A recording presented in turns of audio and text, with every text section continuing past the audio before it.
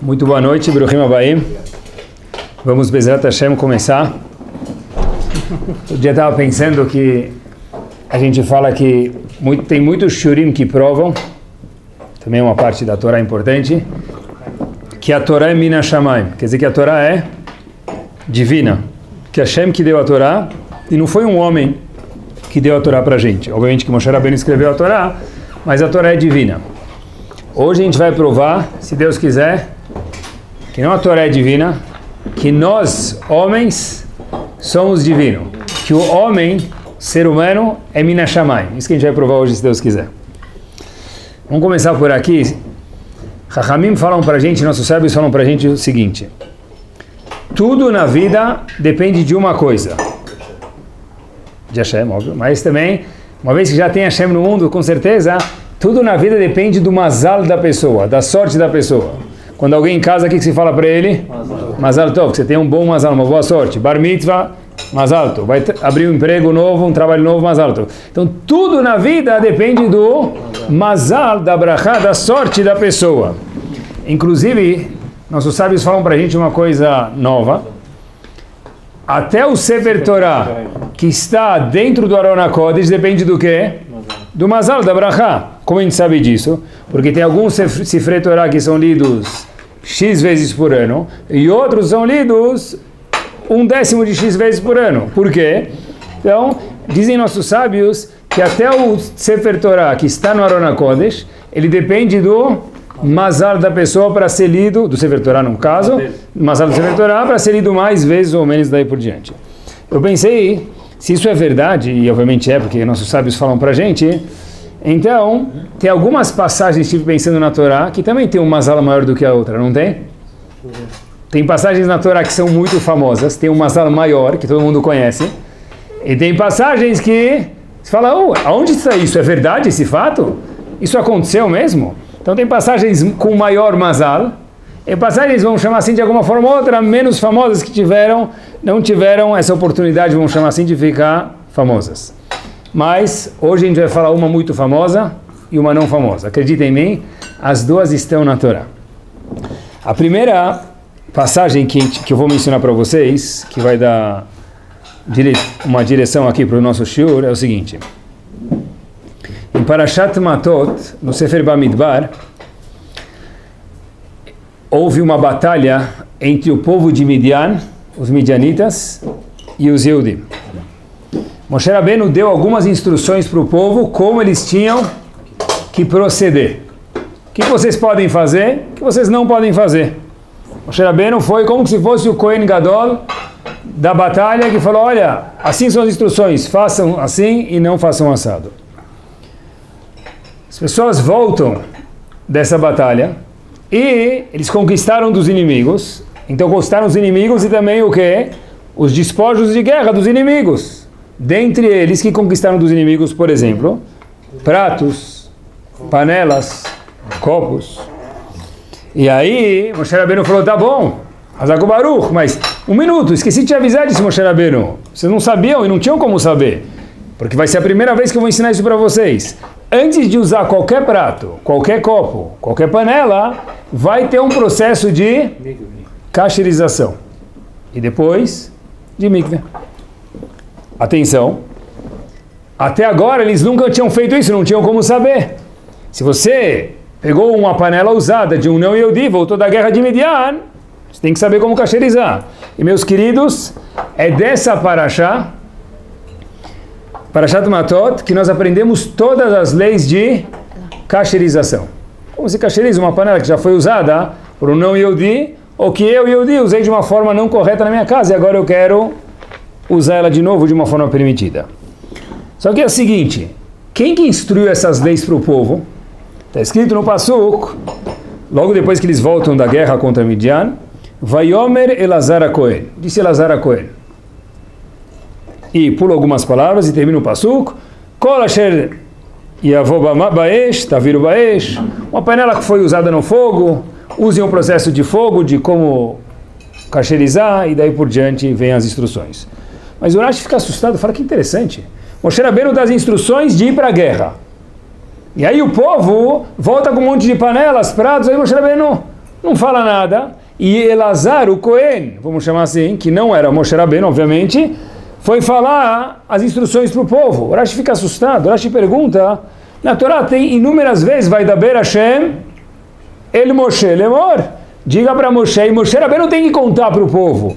A pergunta aqui é, por que não foi o Moshe Rabbeinu que contou para o povo as leis de cacherização e foi Elazar?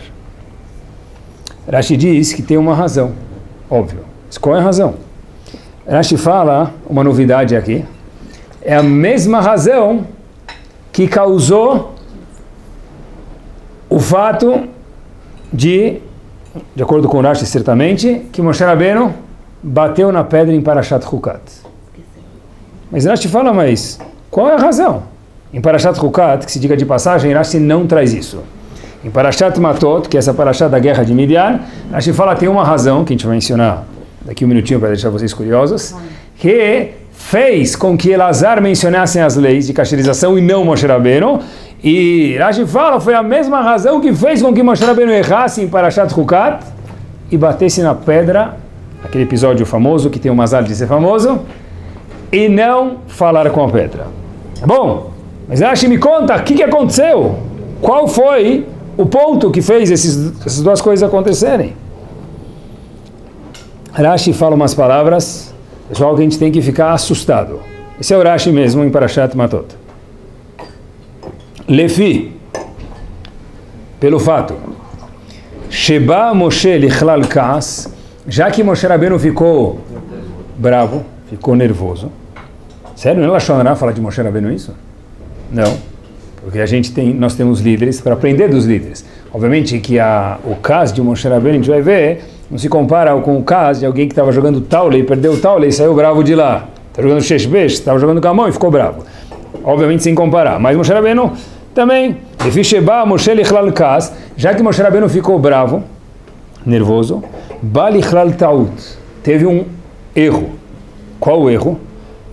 Rashi fala que isso que causou Moshe Rabbeinu bater na pedra, tentem imaginar, Moshe Rabbeinu foi um homem, meus queridos, o que ele fez? Viveu a vida inteira com um objetivo, obedecer a Hashem e passar a Polícia Federal e entrar em Israel. Moshe Rabbeinu teve o passaporte dele apreendido na porta de Israel e não conseguiu entrar. Por quê? Diz Rashi para a gente uma novidade, não porque ele bateu na pedra, mais uma vez de acordo com Rashi, porque ele ficou bravo. Sério? Na hora que ele ficou bravo, ele agiu errado. E aí acabou. Hashem falou, você não merece entrar em Israel.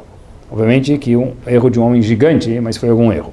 Não é porque ele desobedeceu uma ordem de Hashem? Porque ele desobedeceu a ordem de Hashem, mas isso o Humash conta pra gente. Rashi faz um mergulho dentro do cérebro, do íntimo de Moshe Rabbeinu, contando o que fez ele desobedecer a Hashem.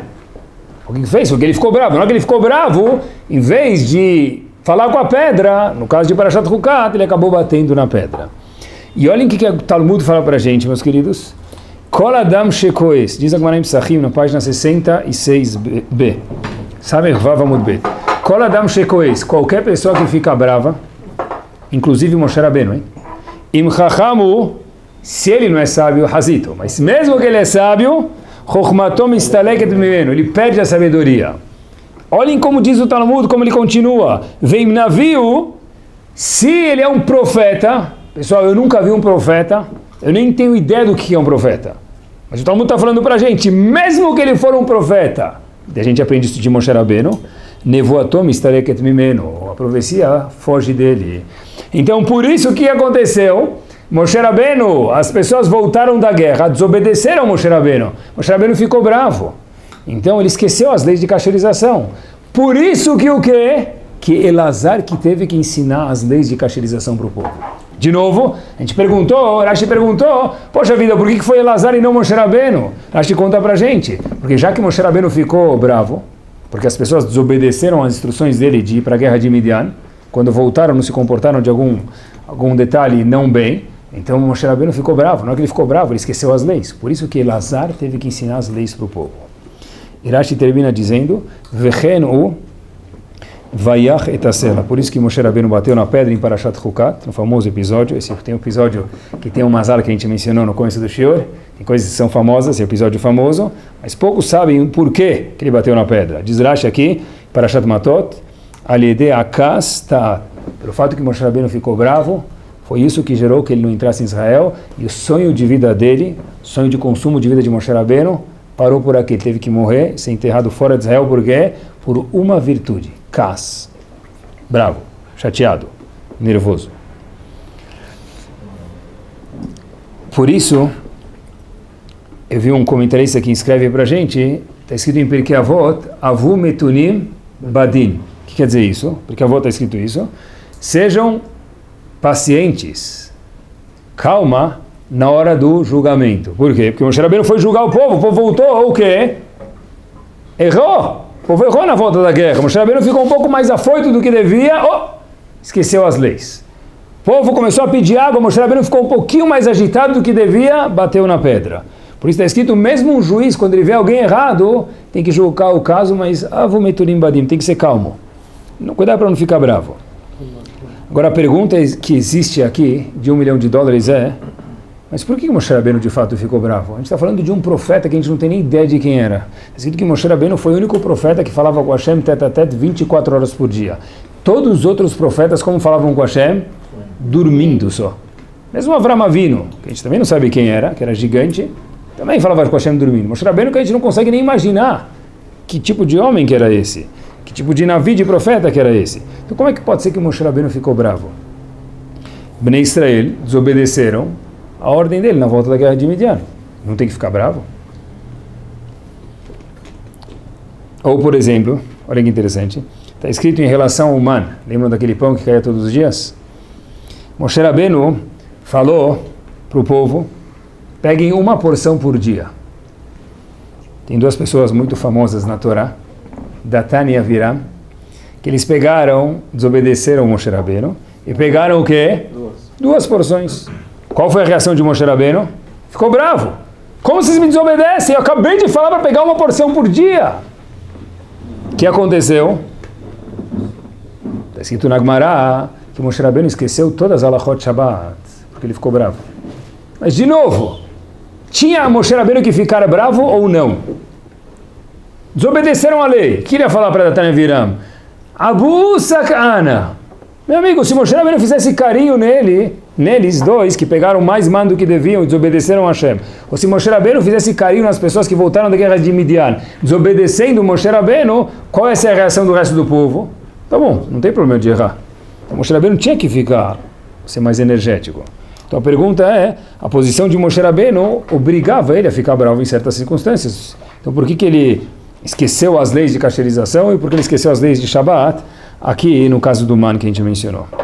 Olhem que curioso, Rav Chaim Shmulevitz fala no livro dele, Sichot Mussar, uma coisa fantástica. Ele fala o seguinte, se a gente pegar, olha o exemplo que ele traz, queridos, se a gente pegar uma faca afiada e alguém, desculpem um arrepio, passar o dedo na faca sem querer, o que vai acontecer?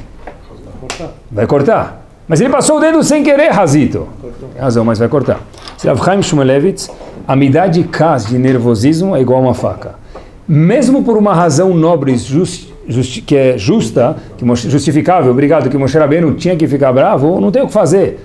O kas faz a pessoa ficar conturbada, e aí o que acontece? Ele acaba esquecendo, acaba ficando confuso. A gente fala, parece que ele saiu de si, virou um bicho. Quer dizer, obviamente que não era o caso de Moshe Rabbeinu, mas quando alguém fica com caso, a gente fala, ele virou bicho. Por quê? Diz Rav Chaim Shmulevitz, independente se a pessoa tem uma justificação ou se não tem justificação para ficar bravo, o kas, o nervosismo, traz repercussões igual uma faca, passar sem querer o dedo na faca. Não é um castigo, é uma consequência. Inclusive, o Rambam fala que a pessoa na vida, famoso Rambam, se não é que fique agora mais uma vez, mas que a pessoa na vida tem que sempre procurar o caminho do meio. Quando se refere a kas, a nervosismo, tem que pular para o extremo do contrário do kas, ser muito calmo. Porque kas é grave. Olhem que interessante, para a gente ter uma ideia de quem era um dos nossos avós. A gente teve Avraham, Yitzhak, o terceiro dos nossos patriarcas foi Yaakov. Tentem vivenciar comigo a cena, queridos. Yaakov vê Lavan, e aí ele trabalha 7 anos por Rachel, a filha dele, de Lavan. Ele quer casar com Rachel. Então, Lavan falou, olha, tem um costume, tem que trabalhar 7 anos e tal, tá bom. 7 anos quer dizer, não tinha Rola Moed, não tinha carnaval, não tinha ponte, não tinha feriado, é 7 anos, dia e noite. Frio, calor. Aí de repente, antes de fazer o contrato, que Yaakov sabia que Lavan era meio trapaceiro, ou demais trapaceiro, ele falou, quero casar com tua filha Rachel. Tem que ser tua filha, tem que ser a menor. Ele deu um monte de cláusulas lá, levou no advogado, Lavan assinou. Tá bom? De repente, passou 7 anos, o que acontece? Fizeram uma festa gigante lá, convidaram um monte de gente, buffet, brinde, decoração, tudo chique, 6 estrelas. Casamento em Dubai. Chega de repente, o Passuco fala pra gente, vai Baboker, Yaakov Avinu acorda de manhã, o que aconteceu? Veio Leá, ele viu que era Leá, e não era Rachel. Qual foi a reação de Yaakov? Pessoal, tentem vivenciar a cena. O que qualquer um de nós teria feito se tivesse trabalhado 7 anos, não por uma esposa, 7 anos para ganhar um carro, dia e noite, sem feriado, sem nada. De repente, a gente combinou um carro, não é? Sim, tá aqui teu carrinho, controle remoto. Como assim controle remoto? Eu trabalhei 7 anos para ganhar aquele carro que eu estava tanto esperando na minha vida, 0 km, um carro de verdade. Não, eu entendi controle remoto. O que uma pessoa em sã consciência normal faria? Nervoso ia ficar. Pior do que as cobrinhas do gibi, é o mínimo, né? Olhem o que está escrito, olhem pessoal, quem aponta isso para a gente era Veru Hamimir, no livro dele, sobre esse parashiot, ele fala, olha como termina o passuco. Vayomer el Lavan. Yaakov, não é bobo, ele foi conversar com Lavan. Mas eu cita ali, o que você fez comigo? Lamas ele me trai, porque você me enganou. Eu combinei uma coisa com você, você me enganou, Lavan. Mas, olha que interessante, diz Raviru Hamimir, a gente não encontra em nenhuma vez as seguintes palavras de Yaakov para Lavan. Vaichar af Yaakov. A gente não encontra uma vez que Yaakov ficou nervoso. É algo absurdo. Olha que interessante. A Torá é Mina Shamayim, mas olha que bomba. Um homem desse Yaakov, ele é divino. Muito mais do que a Torá Mina Shamayim. O que Yaakov fez? Ele falou, poxa vida, ele não falou, tá bom, não tem problema. Ele ficou chateado. Mas a gente não vê uma vez que Yaakov ficou bravo. É incrível o trabalho de Midot que nossos avós tinham. Nenhuma vez aparecem as palavras Vaichar af Yaakov, que Yaakov ficou chateado. Assim aponta Raviru Hamimir. Queria fazer um parênteses, já que a gente está falando sobre a Midah de casa aqui, a gente está falando de uma das Midot, queria fazer um parênteses, 2 minutinhos com vocês, é o seguinte. Olha que interessante. Uma das brachot da Midah, a gente faz, é chamada Refaenu. Refaenu, sobre o que ela fala, essa brachá? Cura, refuá. Essa brachá, a gente não saiba disso, ela foi instituída a partir das palavras do profeta Irmiau. Irmiau tem umas palavras no Navi, que Irmiau falou quase que as mesmas palavras do que o texto dessa brachá de Refaenu, que Hashem traga cura para a gente. Só que Rav Schwab faz uma pergunta no livro dele sobre Tefilá. A gente não encontra nenhuma vez que Irmiau estava doente. A nossa Tefilá, de Refaenu, de Refuá, de cura, é baseada em quê? Nas palavras do profeta Irmiau no Navi. Irmiau fez essa Tefilá, vamos chamar assim. Por isso que a gente faz também essa brachá no Shmoneh Esrei na Midah. Agora a pergunta que Rav Schwab aponta é que Irmiau não estava doente. Então, como é que a gente copia a brachá de lá para curar os enfermos? Ele não estava doente. Olhem que forte. Rav Schwab o seguinte. Refaenu não é só para doença, lo aleno. Então, para que Refaenu cura, se não é para doença? Diz ele o seguinte. A pessoa tem 2 tipos de doença possível no mundo. Uma é lo aleno, uma doença física, e outra também tem que se dizer lo aleno, é uma doença espiritual. Olhem que bomba. A brachá de Refaenu, o começo da brachá de Refaenu, a primeira metade da brachá de Refaenu, consiste o quê? Irmiau estava falando para Hashem, me ajuda a melhorar, me curar das minhas midot não boas, que eu possa ter tido dizendo Irmial. Obviamente que já era um Navi, né? Mas, alguma midá, ele queria melhorar mais ainda. Então, todos os dias, quando a gente faz na Barachá, Refaenu Hashem Venerafé, etc e tal, a gente está pedindo no começo da Barachá o quê? Barachá, Refuá, para quê? Curar as minhas midot. E no meio dessa Barachá, Lechol Machovenu, Lechol Makotenu, nessa parte, que é a segunda metade da Barachá, a gente começa a pedir cura o quê? Física. Só olhem que novidade. O começo da Barachá de Refaenu não fala nada sobre uma cura física, é uma cura espiritual. Espiritual do quê? Midot. Porque Midot também é uma doença. Midot erradas. Olha que interessante. Quando se faz Mishiberach, os Ashkenazim fazem Refuat HaNefesh, os Faradim também fazem isso, né? Refuat HaNefesh, Urfuat HaGuf. O que quer dizer Refuat HaGuf? Que Hashem cure o corpo. O que quer dizer Refuat HaNefesh? O que quer dizer cura da alma? Vai fazer o quê? Botar incenso em volta do cara? O que é Refuat HaNefesh? Refuat HaNefesh é que Hashem cure as midot da pessoa. Quer dizer, a gente vê como Chachamim vem uma midá não boa igual uma doença física. Esse é o que é o Mishiberach, Refuat HaNefesh, Refuat HaGuf, que Hashem cure a pessoa fisicamente e cure também as midot da pessoa. Dá um novo olhar na Barachá de Refaenu, é uma visão nova, eu nunca tinha pensado nisso. Algo show, que muitas vezes a gente fala sobre melhorar as midot, que a gente possa junto aqui aperfeiçoar as nossas midot. Outro dia, eu estava preparando o shur esses últimos dias, e aí meu filho falou para mim, veio a calhar, mas nada é a calhar no shur, falou para mim, Abba, quantas pessoas hoje conseguem mudar uma midá? Muito difícil mudar uma midá. Eu falei, por quê? Meu filho falou, olha, eu imagino que para mudar uma midá tem que se pegar, sentar, estudar um livro de Mussar, repetir ele, cegar em algum lugar, sentar meia hora, ficar pensando o que eu fiz ontem, se eu melhorei minha midá, como eu me comportei, como eu melhorei, como eu deixei de melhorar, assim que se muda. Eu falei, é verdade, Chaim. Eu acho que de verdade, para uma pessoa mudar hoje é muito mais difícil do que antigamente. Porque antigamente a pessoa ia para a floresta, o máximo que acontecia era dormir lá. Ele ia meditar um pouquinho para mudar. Muitos livros a gente vê que os Chachamim, grandes Chachamim, iam para a floresta para pensar. Hoje em dia, se a pessoa for para a floresta e tiver Wi-Fi na floresta, ele não fez nada. Então, é difícil hoje mudar. Mas isso não isenta a gente ainda de ter o quê? Pensar que é Refuat HaNefesh Refuat HaGuf, uma midá não boa, uma característica não boa, um traço pessoal não bom, também precisa de cura. Hoje é mais difícil, provavelmente, trabalhar as midot, mas não isenta a gente do trabalho. Inclusive o Rambam fala que igual, o Rambam também fala essa ideia, igual que tem doenças físicas, o Rambam traz isso nas halachot dele, também tem doenças o quê? Espirituais. O Rambam chama isso de doença mesmo. Quer dizer, interessante, né? O Kas é uma doença. Sério?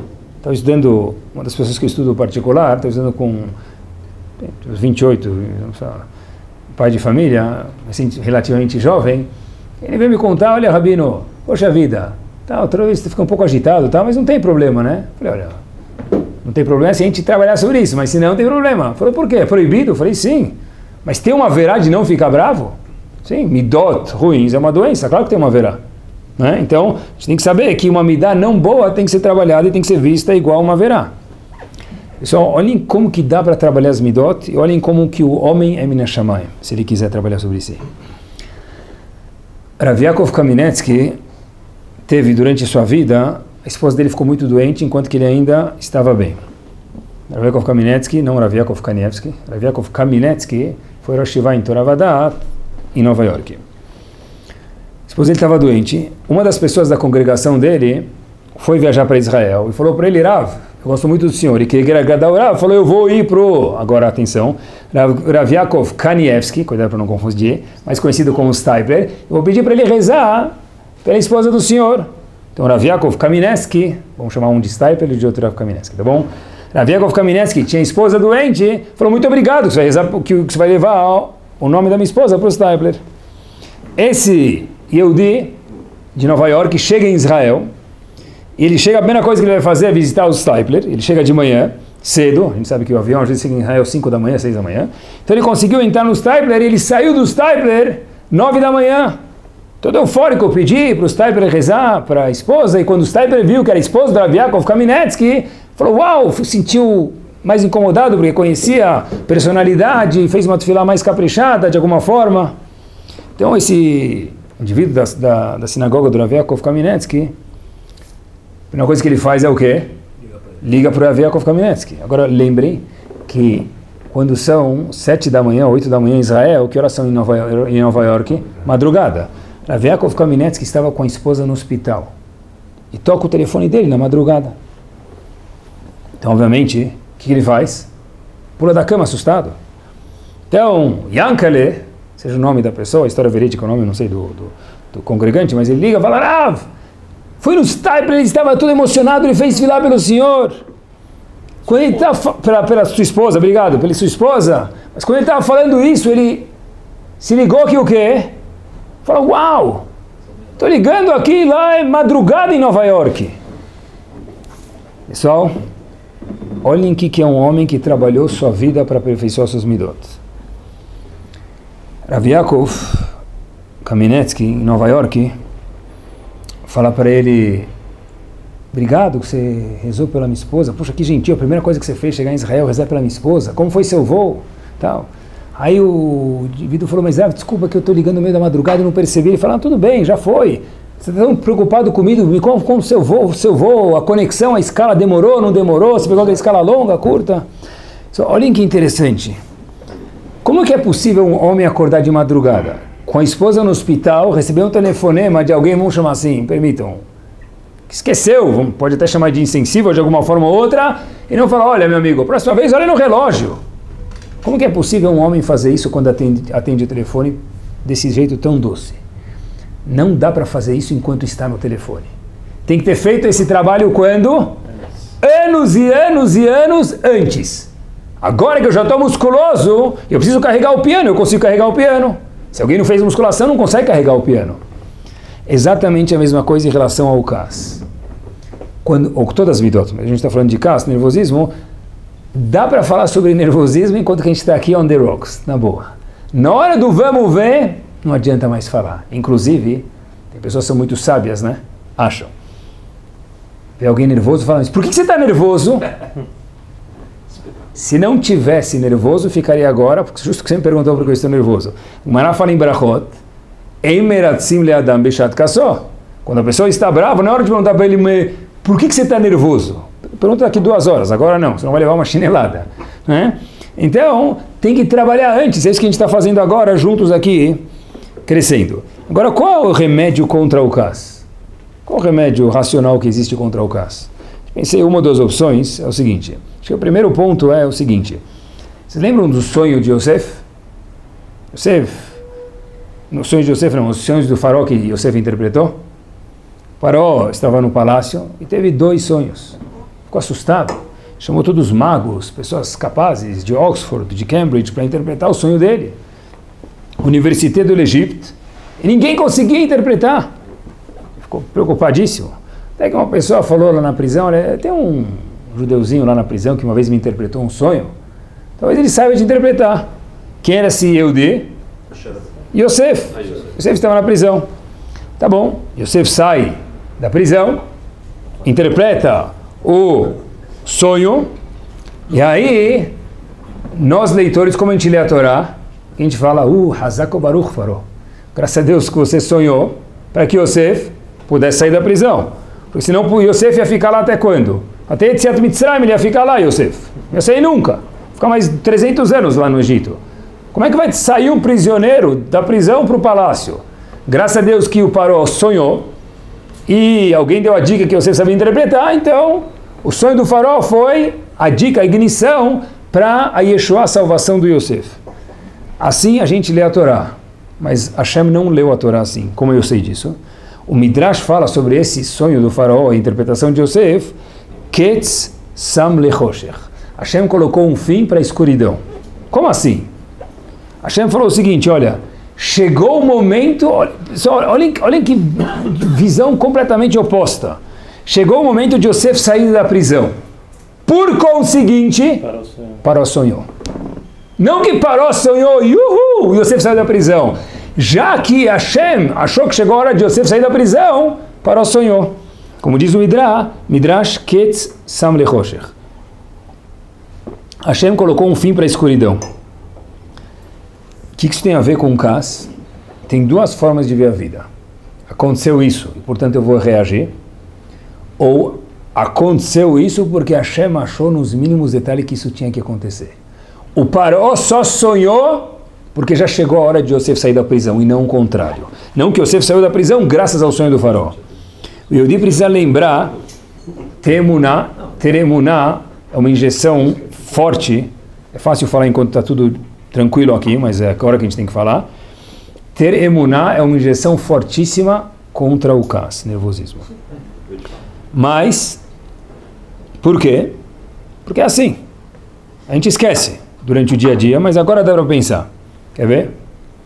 Poxa, já que aquele indivíduo teve uma ideia ótima, ele criou um aplicativo, ele criou alguma coisa no trabalho dele, ele ficou rica.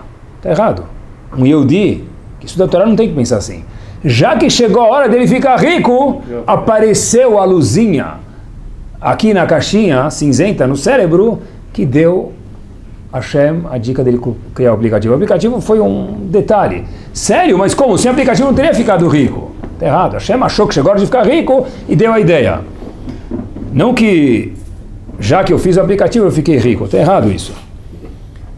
Pessoal, muitas vezes a gente fala, por que só agora eu encontrei aquele vendedor do meu trabalho? Por que só agora eu encontrei aquele fornecedor na China? Por que só agora eu encontrei? Ele morava no bairro. Aquele cliente mora no bairro. Para quem mora no Bom Retiro é mais fácil falar isso, né? Ele mora no bairro. Mas prestem atenção. Sabe por que eu não encontrei ele até hoje? Sabe por quê? Porque Hashem não quis. Encontrei meu Basra, meu Shidduch, mora no bairro, estou faz 10 anos procurando, faz 1 ano procurando. Meu amigo, na hora que chega a luz, Hashem deixa encontrar. Não é que já que eu encontrei, não está errado. Na hora que chegou a luz, Hashem deixou a pessoa ver aquilo. Puxa, como eu não tive a ideia desse despachante antes? Ele faz uma importação por outro estado, por outra cidade, e o imposto é 1% a menos. 1% a menos muda muito para mim. Poxa vida, quem me deu a dica foi meu cunhado, foi meu primo. Eu conheço meu primo faz 40 anos, faz 30 anos. Não teve a dica até hoje, por quê? Porque o Yehudi tem que ter um, que até agora não tive a dica, porque não aconteceu. Eu troquei o dólar para fazer a importação no mesmo dia. Presta atenção, é o contrário. Não é que sorte que eu tive de trocar o dólar. A Hashem achou que eu tinha que ganhar mais nessa mercadoria e infelizmente que não aconteça menos na outra. Por conseguinte, eu troquei o dólar no câmbio X. Assim que o Yehudi tem que pensar. Olhem que curioso. Uma das esposas de Avraham Avinu chamava Hagar. Ela chega no deserto.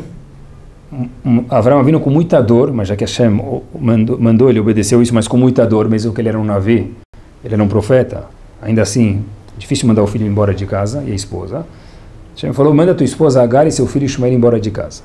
Os dois saíram embora de casa, e levaram bastante água, só que Rashi fala que Ishmael estava com febre, e bebeu mais água, então acabou a água mais rápido. Então, de repente, Hagar vê o filho dela no deserto, sem água. Não conseguia mais ver o filho. Parashat Vairá. Escrito na Torá, não que Hashem criou uma fonte d'água. Vaifkach Elohim eteneha. Hashem abriu os olhos de Hagar. Vatere beremai. E Unclus traduz lá que ele revelou os olhos dela, não o poço. O poço já estava lá, mas ela não tinha visto até agora. Porque ela viu, porque Hashem falou, agora chegou a hora de você ver o poço. Teu filho teve que passar sede 1, 2, 3 horas, 2 dias, não sei quanto tempo, a Torá não conta. Mas como que eu não vi o poço até agora? Não que Hashem criou um poço, o poço já estava lá, mas não tinha visto, porque o Yehudi tem que ter emuná, que a Kadosh Baruch Hu controla o mundo nos mínimos detalhes. Poxa vida, por que até agora? Que raiva! Como assim que raiva? Só aconteceu assim porque tinha que ter acontecido assim, não é raiva, é o contrário. Tinha que dançar de sorte que Hashem me deu um teste. Não queria, mas agora que já foi, eu tenho uma oportunidade na vida de, crescer. Quer ver? Pessoa liga e fala, olha, desce daqui 10 minutos. Eu estou com pressa, hoje não posso atrasar. Chega embaixo do prédio, esposa, marido, filho, filha, não tem ninguém. Karate, ve'enone. Ninguém vem. O que eu faço? Coisa buzina. buzina, ficar bravo, presta atenção. Se eu tenho emuná aqui, eu vou tentar que a próxima vez isso não aconteça, mas essa vez já foi. Se eu tenho emuná, que eu tenho que falar, vai embora, pega um Uber, pode ser. Mas não posso ficar bravo. O que eu tenho que fazer? Falar, poxa vida, ela só demorou, ele só demorou porque tinha que demorar. Não é que eu tinha que chegar 10 minutos depois, por isso que ela demorou, e não o contrário. Que bomba, olha que visão diferente. Isso é ashgaha pratit. Isso é confiar na providência divina. Ah, providência divina que eu ganhei $1 bilhão, é fácil. Providência divina, quando não deu certo, também é providência divina, porque Hashem controla tudo no mundo.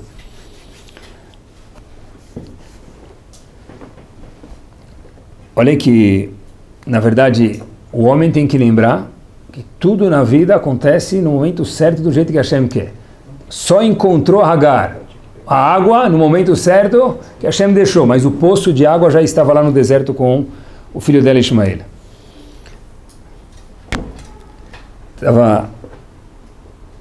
Se a gente fica bravo, tentem pensar na profundidade da coisa aqui, quanto profundo é isso, mas acho que é verdade. Cada vez que a gente fica bravo, o que a gente está fazendo então de acordo com isso? Discutindo com a Kadosh Baruch Hu. Falou, Hashem, eu não concordo com você, o mundo não deveria ser assim. Pessoal, olhem que profundo. A pessoa que fica bravo, obviamente que Hashem entende que a pessoa ficou bravo, tá, mas a gente está tranquilo, agora dá para pensar, juntos, tranquilo. Quando eu fico bravo, tem um pouquinho aqui de, me permitam, kofrut. Eu estou indo contra Hashem. Hashem, eu não concordo com você. Eu sei mais do que você, que ela não deveria demorar 10 minutos. Eu sei mais do que você, que eu devia ser mais rico, que eu devia ter mais filhos, mais bonitos, menos bonitos. Cada vez que eu fico bravo com uma situação, pessoal, pensem junto comigo, eu estou discutindo com o Kadosh Baruch Hu, estou falando para Hashem, eu não confio em você, minha imuná não é plena em você. Olha que forte. Mas também Hashem faz com que eu fique nervoso. Não. Manda bala. Não, que eu estou querendo, desculpa. Gostei da pergunta, pode falar. Não, claro, a pergunta é boa. Ele que me colocou nessa situação, para me corrigir as minhas midot, mas automaticamente, para mim corrigir minhas midot, talvez ele tivesse que fazer, eu não sei se eu consigo me expressar. Eu entendi, tem a chance da pessoa errar. Não é isso? Só pode furar. Ele tinha que errar para aprender com o erro dele. É isso. Então, Hashem não dá nenhum teste para a pessoa errar. Isso é importante. Você viu a pergunta dele? Hashem que fez eu errar. Gostei da pergunta, muito inteligente, porque ele me deu o teste. Hashem não dá nenhum teste para que a pessoa erre. Hashem dá um teste que a pessoa consiga passar. Que nem um cavalo na pista de... Não, sem comparar ninguém aqui, um cavalo. Mas que nem um cavalo na pista de hipismo. O cavalo só virou AAA agora. E o cavalo vale 500 mil reais, por quê? Ele treinou. Sabe por quê? Porque ele pula tantos centímetros a mais do que os outros. Para isso ele teve que cair, derrubar algumas vassourinhas, derrubar aquele cone, derrubar aquele pauzinho, tá certo? Mas se nos testes que eu tenho, eu erro e eu paro à noite, alguma hora na semana e falo, puxa vida, amanhã precisa ser melhor, a gente tem que ter ideia que a Hashem me permita, com respeito, está sorrindo de alegria de orelha a orelha. Se a Kadosh Baruch Hu tivesse uma face, podia pensar assim dele. É incrível. Por quê? Porque, na verdade, o teste vem não para a gente ficar preocupado que a gente errou. Como eu posso fazer para melhorar amanhã e não repetir o mesmo erro? Olha que bomba. Se cada vez que a gente ficasse bravo, talvez já fazem isso, a gente melhora um pouquinho, pessoal, em 10 anos eu sou outra pessoa. Ninguém me reconhece mais. Nada me chateia quase. Incrível. Eu sempre penso comigo mesmo, agora dá para falar, é mais fácil, daqui 3 dias, quanto que eu vou lembrar disso? 0 a 10, quanto que isso é grave? 10 tem que ser uma coisa grave, não que eu perdi o jogo do PlayStation. 10 tem que ser uma coisa grave. De 0 a 10, quanto que vale isso? Daqui 3 dias, quanto que eu vou lembrar isso? Esse tem que ser o termômetro. É verdade. Eu lembro uma vez, teve um menino que... Menino não, já tinha 20 anos, estava em Shiva. Eu já tinha, talvez 20, 21 anos, eu estava em Shiva.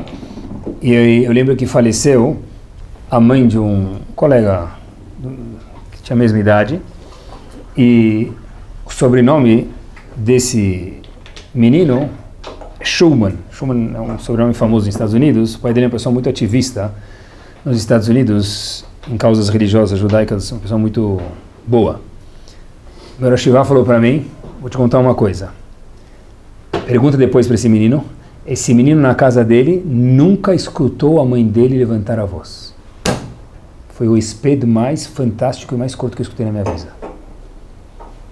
Esse menino perdeu a mãe, o menino tinha 21 anos de idade, tinha mais 6 ou 7 irmãos. O Rosh Yeshiva falou para mim, pode perguntar para ele, eu conheço muito bem o pai, conheci a mãe. O menino nunca escutou a mãe dele levantar a voz em casa. Não quer dizer que o pai pode levantar? No caso aqui foi da mãe. Mas, pessoal, olha, Adam Mina Shamayim, esse homem é um homem divino. Olha que perfeição isso aqui, olha que espetacular. Isso quer dizer que quando eu ligo para a operadora, todas, cada uma a sua, e aí a mocinha lá fala para mim, quando já não é automatizado, depois você passa todo aquele processo automatizado, ela faz aquelas 8 perguntas de segurança. Parece tentando no cofre do Banco Central. Tudo isso para você perguntar quando vence tua fatura, né? Ou quanto deu a fatura. Você quer pagar o... Aí isso faz 8 perguntas de segurança. Nome da sua mãe, solteira. Nome da sua mãe de casada. CPF, data de nascimento, comida preferida, o seu boleto é pago débito automático ou é pago no boleto. São perguntas que eles fazem. Eu estou errando ou não? Algumas perguntas. Muito obrigado por aguardar e passar o processo de segurança. Se você faz Agomel, Hazak Baruch, tá bom. Eu vou transferir o senhor para o setor responsável. Meu amigo, podia fazer o quê? Me fala antes. Beleza. Agora, mas depois do shiur de hoje, eu sei que tudo é Mina Shamayim. Então, Hashem fez ela aparecer na minha ligação. Hazak Baruch. A próxima moça faz as mesmas 8 perguntas.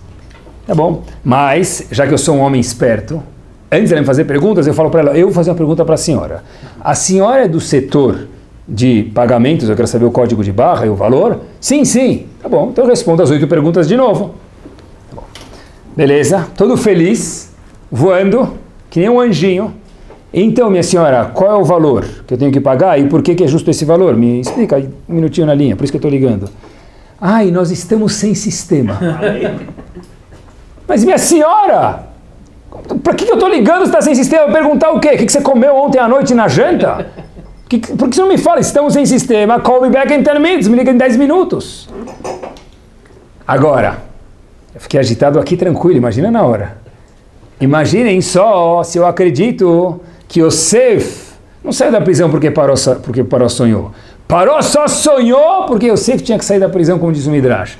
Eu só caí na mão dessa atendente porque Hashem falou, meu amigo, deixa eu ver se o shiur de Kas funcionou em alguma coisa para cada um de nós.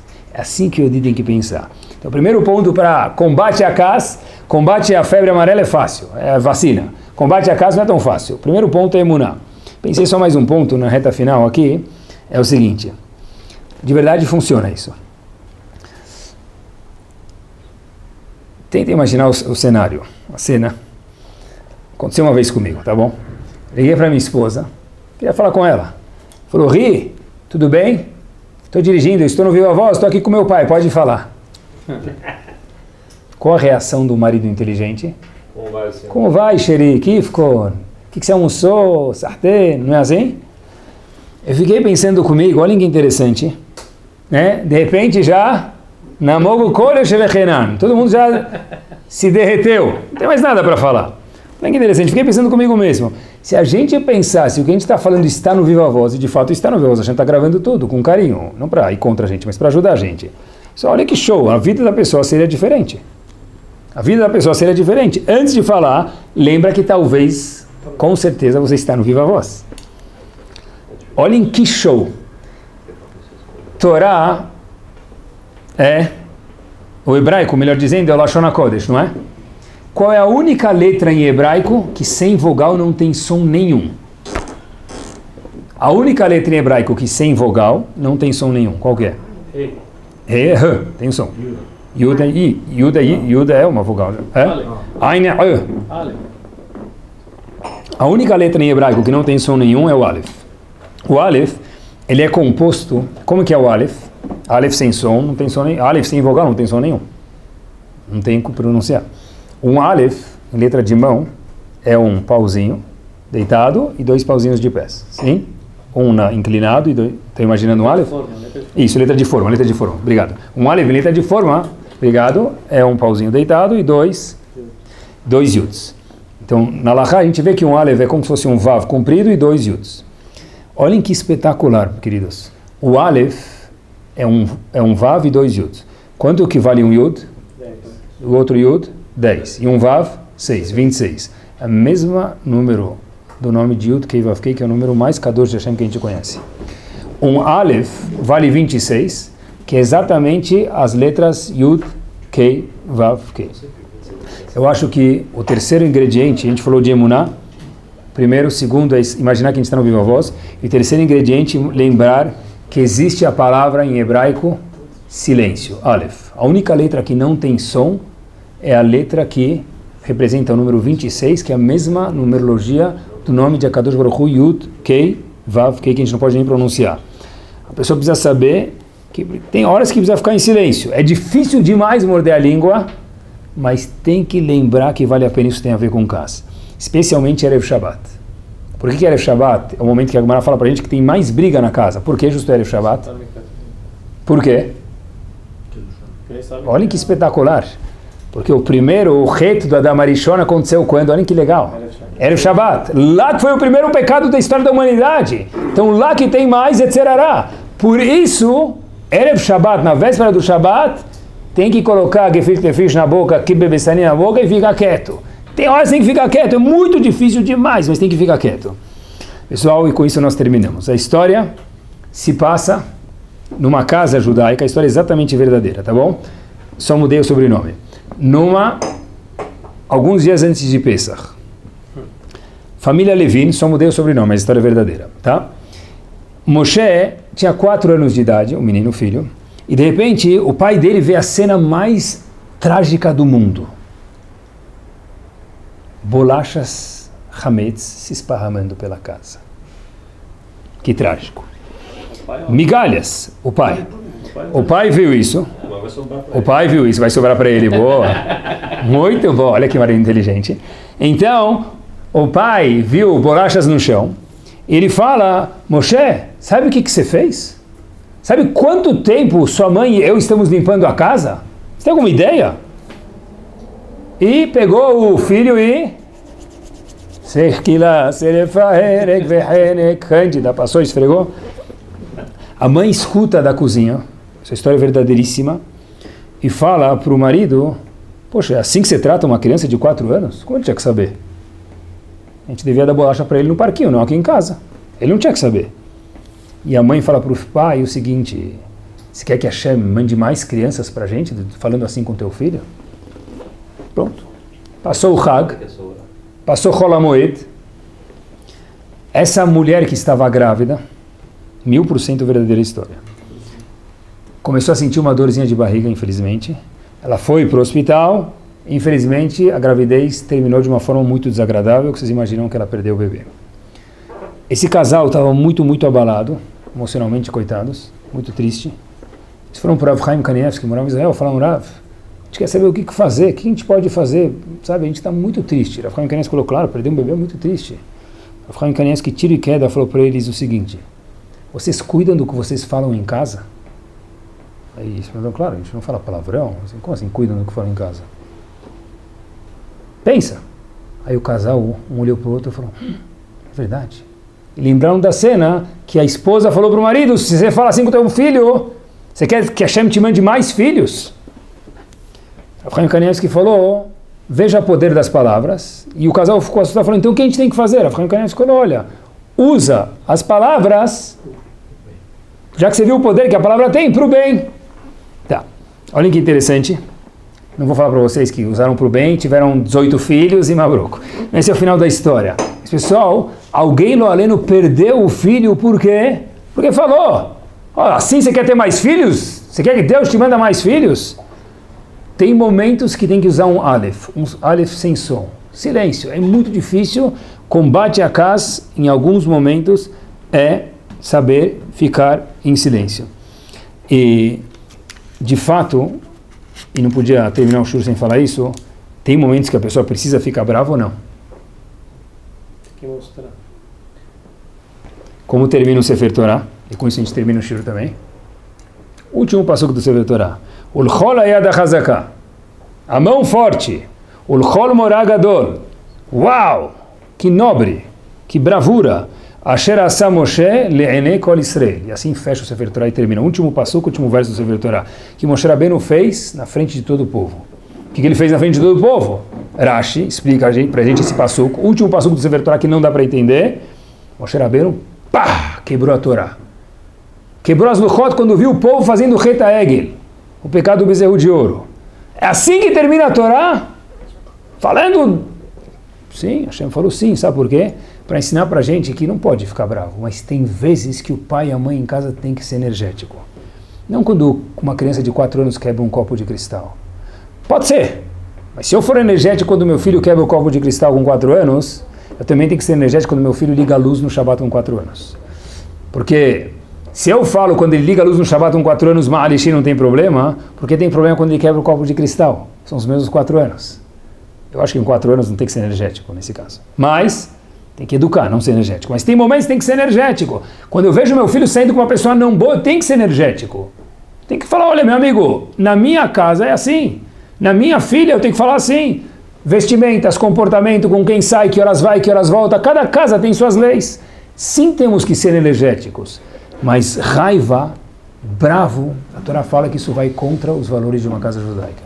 Que Bezerra Hashem, a gente possa ter razões para ficar feliz, mas cada vez que chegar um teste na nossa frente, a próxima vez que ligar para a operadora, que alguém demorar para chegar em casa, lembrar, esse teste é custom made, homemade, feito sob medida para cada um de nós, que a gente possa passar os testes e ter uma vida, obviamente, que saudável e mais agradável também. Amém, queridos.